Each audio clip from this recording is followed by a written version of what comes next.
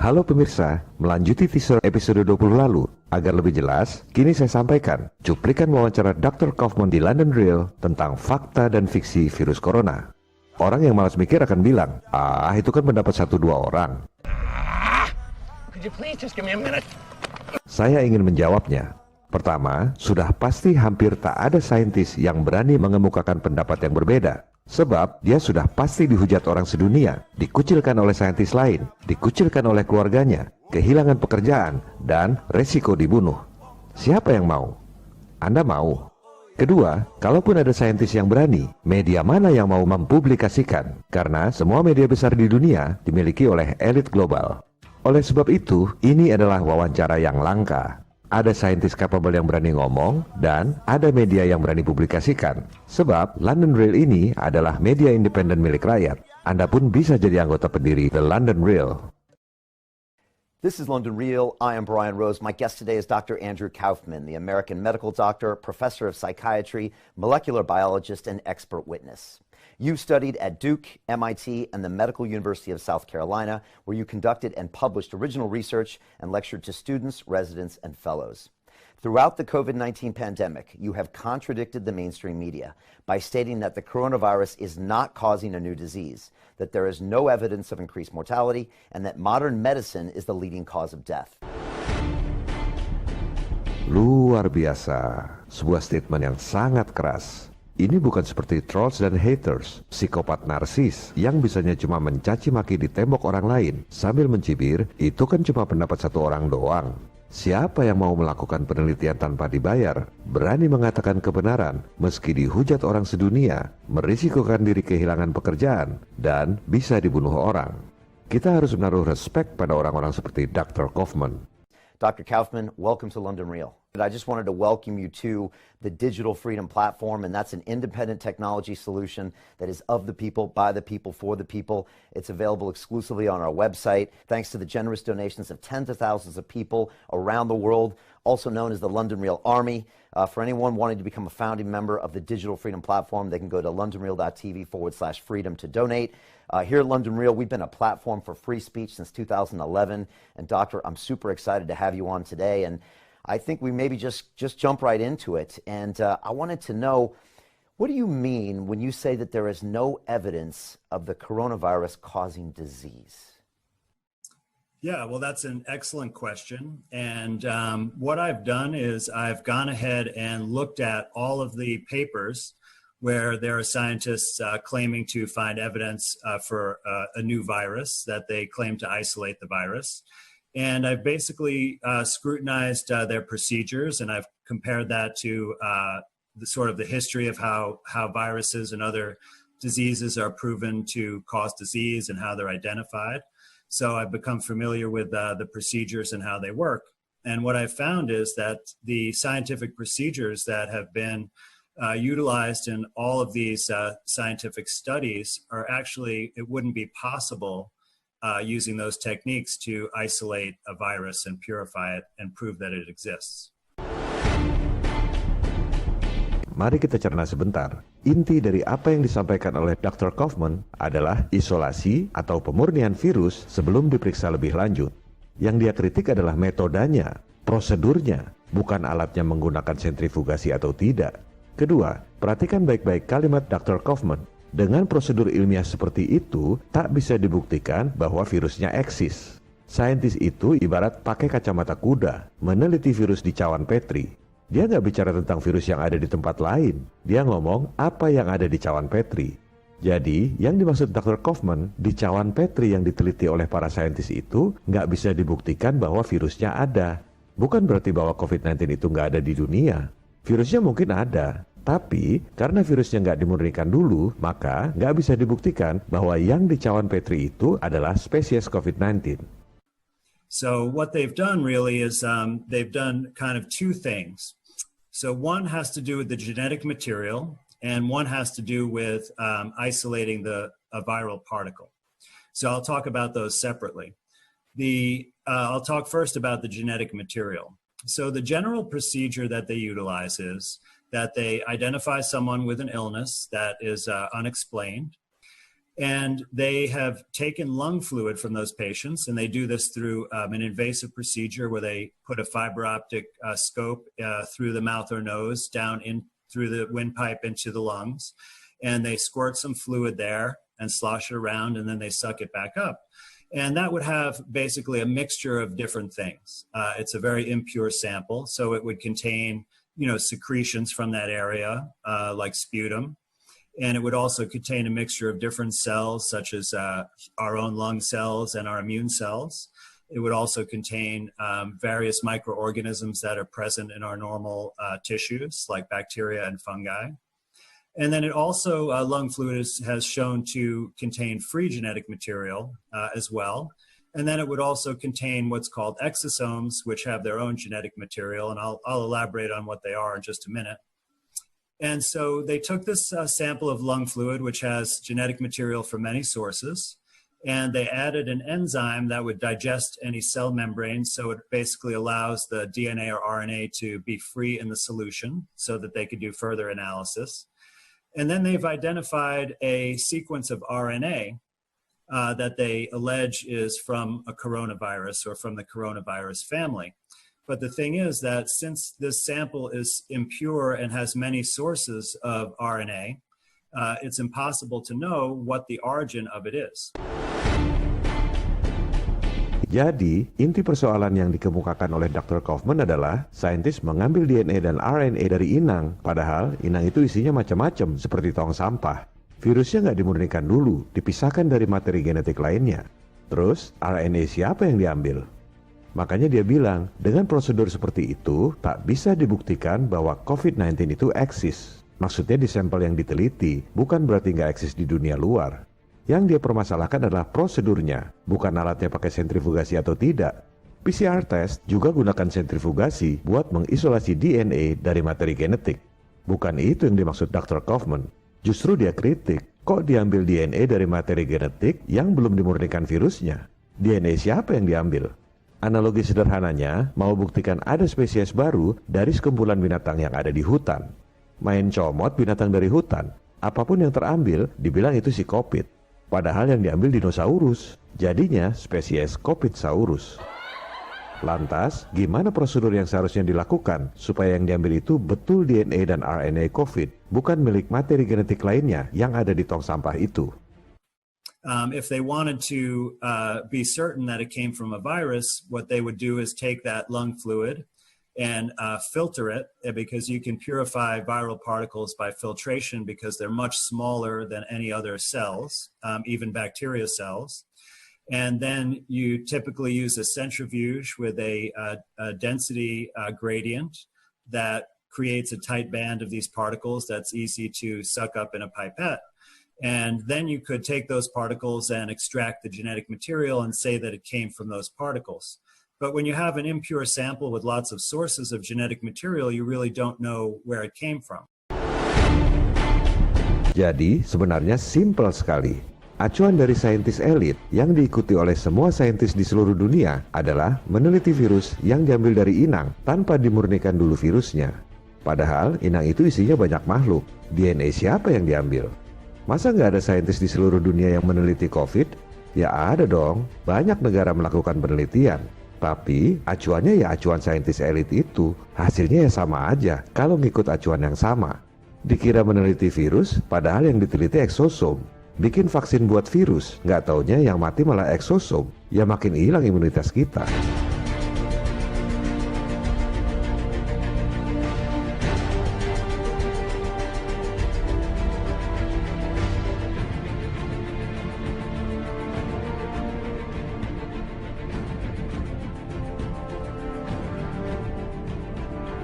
Dr. Kaufman meneliti semua dokumen tentang COVID-19, termasuk waktu awal mereka tentukan ada spesies baru.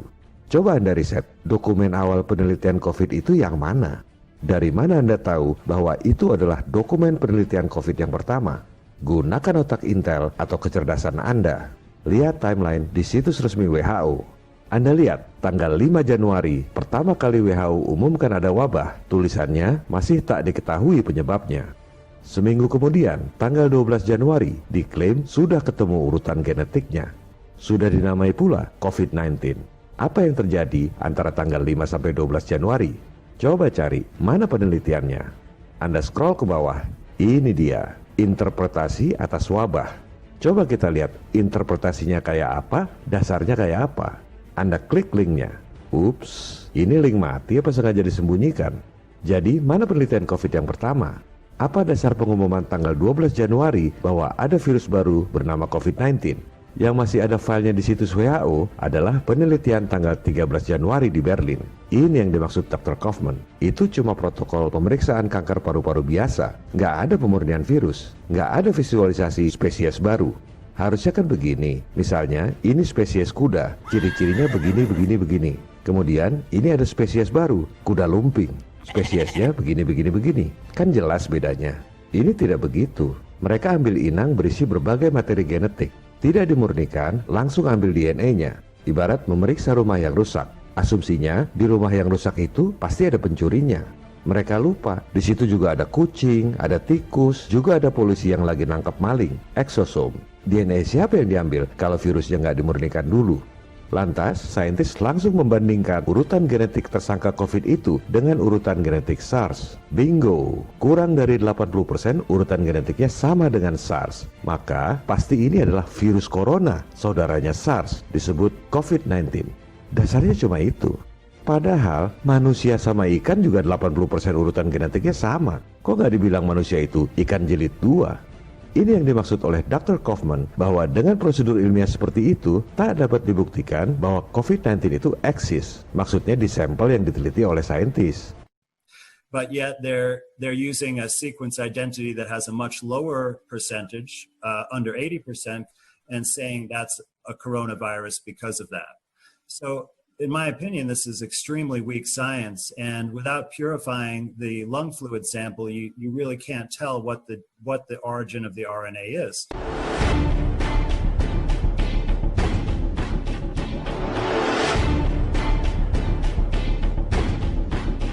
Semua orang bertanya solusinya apa? Ini solusi konkretnya.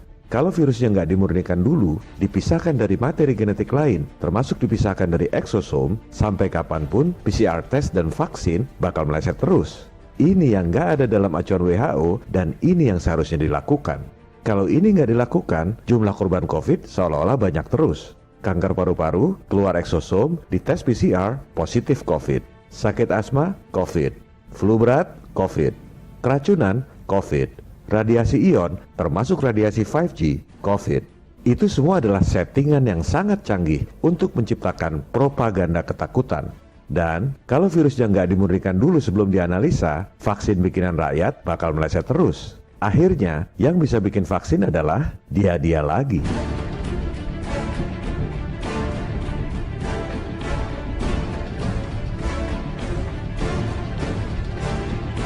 Masa WHO sebodoh itu? Isinya kan orang-orang pintar semua. Jangan naif. Anda tahu siapa pendana terbesar WHO? Termasuk dalam 5 besar pendana WHO adalah Bill and Melinda Gates Foundation, juga Gavi, aliansi perusahaan-perusahaan vaksin terbesar di dunia. Betapa naifnya mengira WHO adalah seperti yayasan panti kesehatan di kelurahan. Semua ini adalah soal uang dan kekuasaan. Fortune and glory, kid. Fortune and glory.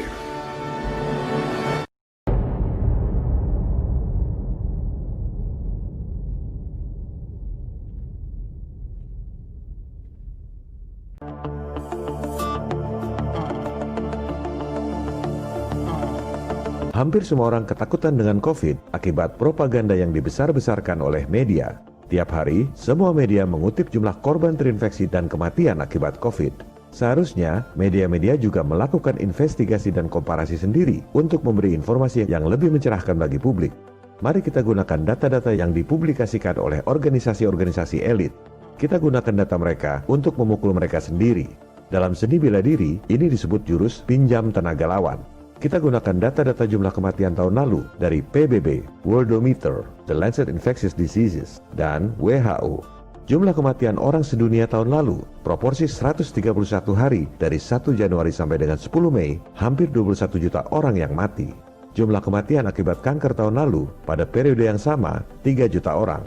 Kematian akibat HIV atau AIDS 616.000 orang, akibat diare 586.000 orang, akibat TBC 530.000 orang, akibat malaria 359.000 orang, akibat COVID-19 disebut 280.000 orang.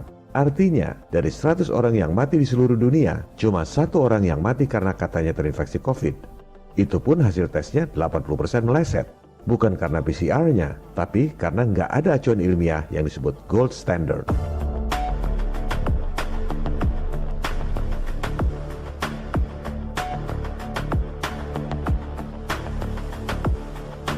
Itu perbandingan jumlah kematian di dunia.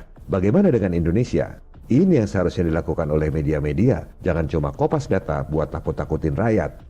Kita gunakan data dari PBB dan International Vaccine Access Center. Kita juga gunakan data-data nasional dari Kapolri, BPS, dan Kementerian Kesehatan. Jumlah kematian di Indonesia tahun lalu, proporsi 131 hari dari 1 Januari sampai 10 Mei, 632.000 orang mati. Kematian akibat diare balita hampir 12.000 orang, akibat kecelakaan lalu lintas 8.400 orang, akibat HIV atau AIDS 1.600 orang. Berapa jumlah kematian yang katanya karena COVID? 959 orang.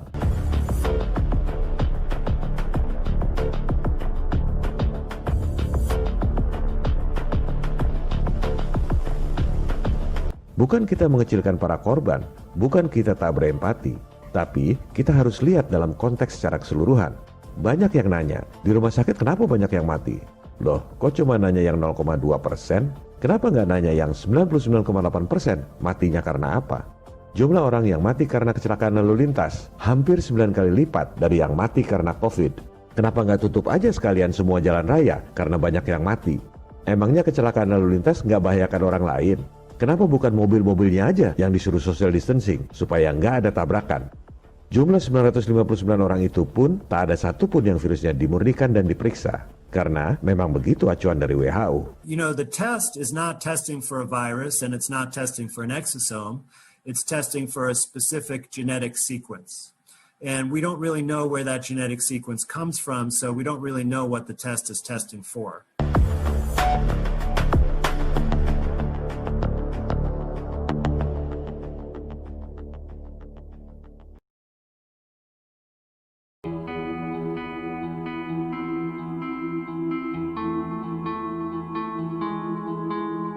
Berikut adalah kesimpulan yang akan saya tulis di layar agar bisa di-capture dan sebar lewat medsos. Sebab, menurut saya, ini adalah temuan yang luar biasa dari Dr. Kaufman.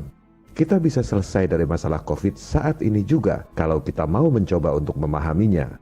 Prosedur standar yang dilakukan oleh saintis peneliti virus di seluruh dunia adalah sesuai dengan acuan yang diberikan. Ibaratnya, sesuai pelajaran sekolah, textbook. Prosedurnya, ambil sampel dari cairan paru-paru, ambil DNA-nya, teliti urutan genetiknya. Argumentasinya, dari inang atau rumah yang rusak itu pasti ada pencurinya. Jadi, yang diambil itu pasti DNA dan RNA virusnya. Lantas, dibandingkan dengan urutan genetik virus lain yang sudah dikenal. Penentuan spesies COVID adalah seperti itu, langsung dibandingkan dengan urutan genetik SARS. Karena 75% urutan genetiknya sama, maka disimpulkanlah bahwa itu adalah keluarga virus corona. Padahal, menurut sains mereka sendiri, DNA manusia itu 80% sama dengan ikan zebra.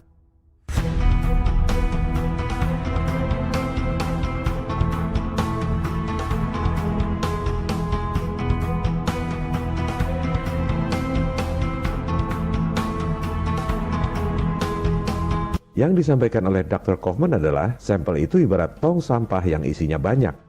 Kalau virusnya nggak dimurnikan dulu, gimana kita tahu bahwa yang diambil itu DNA dan RNA virus?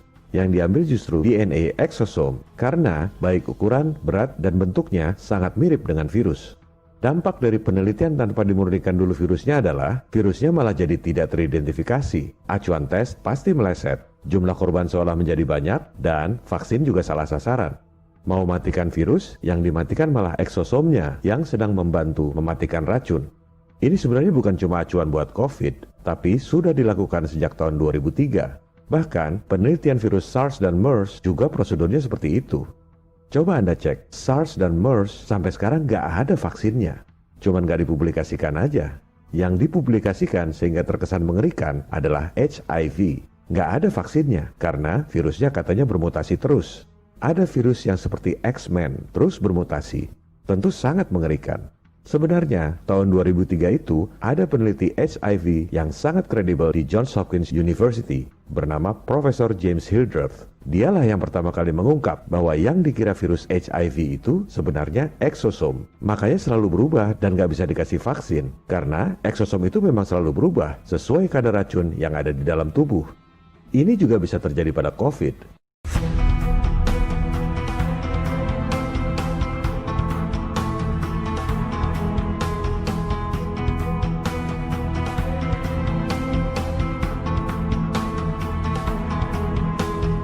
Banyak berita katanya sudah mulai nemu vaksin. Hati-hati, bisa jadi nanti dibilang nggak mempan karena virusnya bermutasi terus seperti HIV. Padahal itu eksosom, salah sasaran. Ini semua karena acuannya, ibaratnya karena pelajaran sekolahnya memang mengajarkan begitu. Semua orang yang melakukan penelitian di seluruh dunia, termasuk di Indonesia, selama pakai acuan yang sama, hasilnya pasti sama. SARS, MERS, dan HIV adalah bukti nyata. Semua universitas dan para ahli yang pinter-pinter di dunia, nggak ada satupun yang bisa bikin vaksinnya. Karena mereka semua menggunakan acuan yang sama. Kenapa acuannya suruh ambil DNA RNA tanpa dimurnikan dulu virusnya? Keteledoran atau kesengajaan? Kalau keteledoran itu artinya kebodohan. Kalau kesengajaan artinya justru lihai, kecerdikan yang jahat. Karena dengan acuan seperti itu, virusnya nggak ketahuan. Akibatnya, nggak ada satupun orang-orang pintar di dunia ini yang bisa bikin vaksinnya. Persis seperti SARS, MERS, dan HIV. Yang bisa bikin vaksin adalah yang tahu rahasianya. Dia lagi. Perusahaan-perusahaan vaksin terbesar di dunia, si dewa komputer Bill Gates, 2 dari 5 pendana terbesar WHO.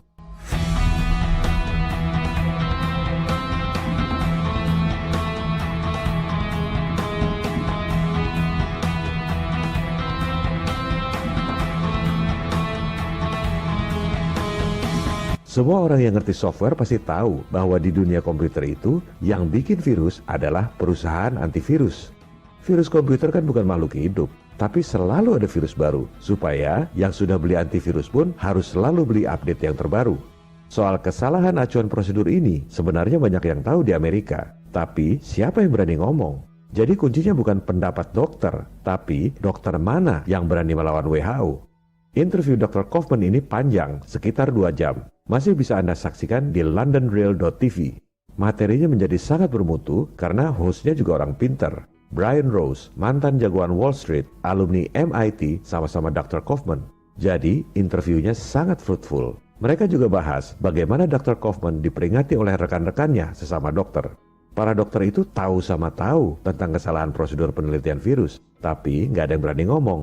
Dr. Kaufman cerita, para dokter itu kan punya keluarga, punya anak, punya kredit bank yang harus dilunasi. Mereka sebenarnya tahu sama tahu, tapi terganggu dengan Dr. Kaufman yang terlalu vokal, outspoken istilahnya. Dr. Kaufman ini bukan cerita masalah yang bikin orang takut. Sebaliknya, dia justru kasih solusi. Ini solusinya. Sebenarnya itu nggak berlawanan dengan acuan WHO, malah nambah prosedur, murnikan dulu virusnya. Kalau ini dilakukan, mungkin bukan cuma COVID yang ketemu vaksinnya. Bisa jadi virus-virus lama yang nggak ada vaksinnya itu, SARS, MERS, dan HIV, jadi ketemu vaksinnya.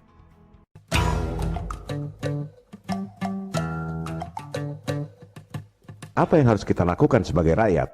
Pertama, yakinkan diri Anda sendiri, COVID-19 tak seseram propagandanya. Sakit pernapasan yang mematikan itu nyata, tapi belum tentu karena COVID. Ada 4.824 orang mati tiap hari di Indonesia, tapi tidak dibesar-besarkan oleh media. Dari 500 orang yang mati di Indonesia, hanya 1 orang yang katanya karena COVID. Itu pun berdasarkan alat tes yang kambing dan pepaya pun terinfeksi COVID. Dasar ilmiah keberadaan COVID adalah 75% urutan genetiknya sama dengan SARS. Padahal ikan zebra DNA-nya 80% sama dengan manusia. Kita digiring oleh propaganda ketakutan, lockdown, jebakan Nekolim. Hong Kong tidak lockdown, jumlah kematian cuma 4 orang. Cukup social distancing. Solusi konkret untuk menurunkan jumlah korban COVID adalah alat tes yang akurat. Caranya, murnikan dulu virusnya, baru kemudian dipetakan. Dari 160.000 dokter di Indonesia, sebenarnya cukup dikerjakan oleh 10 orang saja. Yang penting action, tak perlu debat publik. Ketiga, sebarkan informasi. Share lewat WA, tele, medsos, dan lain-lain. Keempat, aksi people power. Tunjukkan kepada penguasa elit, termasuk penguasa YouTube yang jumlahnya sedikit itu, tak akan bisa melawan kita, rakyat yang jumlahnya banyak. Download video ini sekarang, re-upload di channel Anda atau channel lain sebelum di take down. Jadi, kalau video ini di take down, masih ada ribuan channel lainnya. Kalau saya mati, masih ada jutaan people power lainnya. This is John Connor. If you're listening to this, you are the resistance. Stay safe. Salam people power.